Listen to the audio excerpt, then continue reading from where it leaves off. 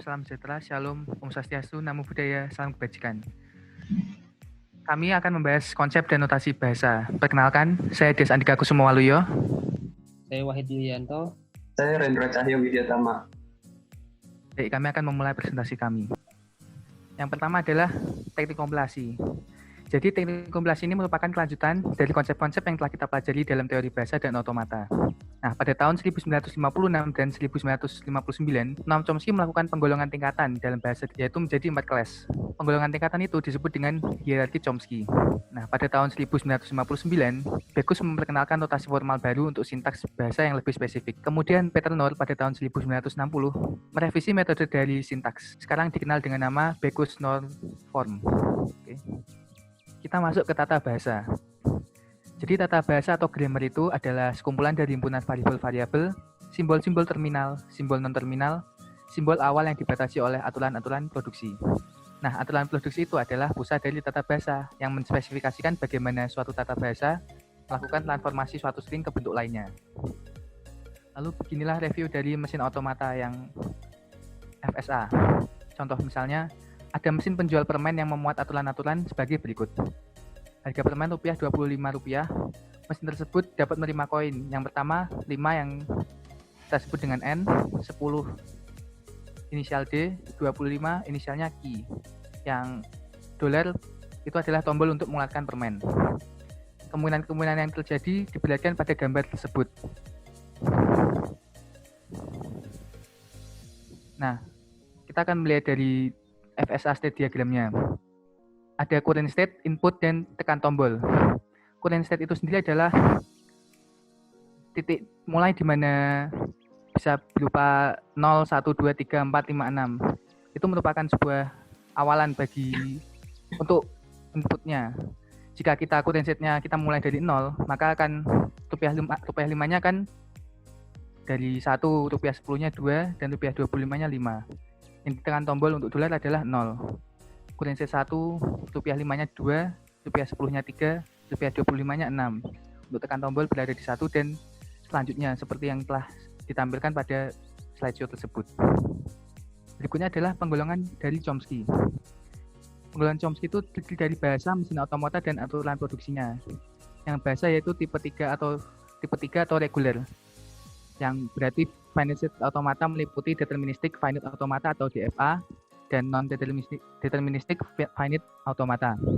Aturan produksinya adalah alpha adalah simbol variabel, beta A maksimal memiliki sebuah simbol variabel yang bila ada terletak di posisi paling kanan. Tipe 2 atau context free yang merupakan pushdown automata. Alpha itu adalah simbol variabel.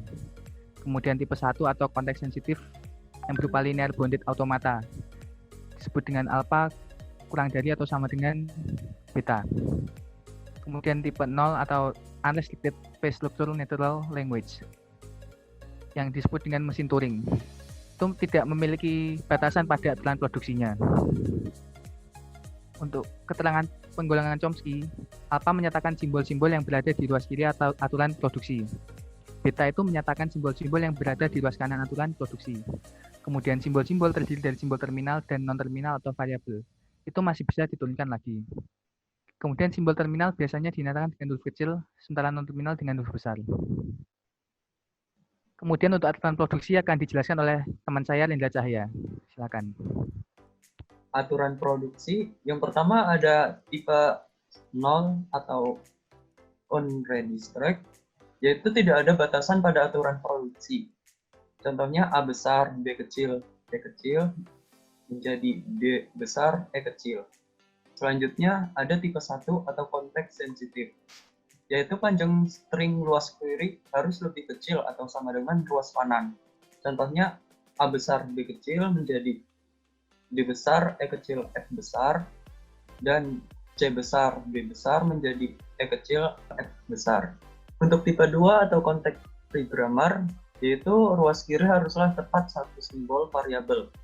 Contohnya B besar menjadi C besar, D besar, E kecil, F besar, D kecil. Selanjutnya D besar menjadi B besar, C kecil, D besar, E kecil. Selanjutnya tipe 3 atau regular. Ruas kanan hanya memiliki maksimal satu simbol non-terminal dan diletakkan paling kanan sendiri. Contohnya A besar menjadi E kecil, A besar menjadi EFG, A besar menjadi EFG H besar, dan C besar menjadi D besar. Selanjutnya, aturan produksi yang tidak legal. Yang pertama, simbol E tidak boleh berada pada ruas kiri. Misalnya, E besar menjadi A besar, B kecil, D kecil, dan aturan produksi yang ruas kirinya hanya memuat simbol terminal saja. Misalnya, A kecil menjadi B kecil, D kecil, atau AB kecil menjadi BD kecil. Hierarki Chomsky itu ada unregistered, konteks sensitif, konteks free, dan regular. Contoh tata bahasa sederhana yaitu begin. A besar menjadi 1, B besar menjadi A plus 2, N. Diagram state digunakan untuk mendapatkan token, mempermudah melakukan analisis leksikal. Sementara itu, token adalah simbol terminal dari teritori bahasa dan automata. Contohnya, suatu tata bahasa memiliki himpunan simbol terminal atau token seperti berikut: ID, plus, minus, dan int. Lalu token ID untuk karakter huruf A sampai Z, 0 sampai 9. Token int untuk digit, token plus untuk penjumlahan, dan token minus untuk pengurangan. Gambarnya seperti berikut. Lalu notasi BNF atau Backus Norm. Aturan produksi bisa dinyatakan dengan notasi BNF. BNF menggunakan abstraksi untuk struktur sintaks. Simbol seperti itu sama identik dengan simbol arah panah ke kanan atau menghasilkan atau menjadi. Lalu garis lurus tegak itu sama dengan atau. Lalu simbol pengapit itu dibaca non terminal. Dan kurung kurawal itu pengulangan dari 0 sampai n kali. Jadi misalkan aturan produksi yaitu sebagai berikut. T besar menghasilkan T atau T plus E atau T min E. Dan T menghasilkan A kecil. Lalu notasi BNF-nya adalah E besar menghasilkan T non-terminal atau T non-terminal ditambah E non-terminal atau T non-terminal minus E non-terminal. Lalu selanjutnya ada T besar menghasilkan A kecil. Lalu selanjutnya ada diagram sintaks. Alat bantu atau tools dalam pembuatan parser atau analisis sintaksis menggunakan simbol persegi panjang untuk non-terminalnya, lingkaran untuk simbol terminal. Gambarnya seperti berikut. Lalu misalnya E besar menghasilkan T atau T plus E atau T minus E. Jadi gambarnya seperti di samping itu. BNF 2 blok menghasilkan begin, lalu statement kurung kurawal semicolon statement kemudian ditutup dengan N. Lalu kualitas dari compiler. Waktu yang dibutuhkan untuk kompilasi itu tergantung dari algoritma compiler, pembuat atau kompilator compiler itu sendiri. Kualitas dari objek program yang dihasilkan itu berdasarkan ukuran yang dihasilkan. Dan fasilitas-fasilitas integrasi yang lainnya itu IDE atau Integrated Development Environment.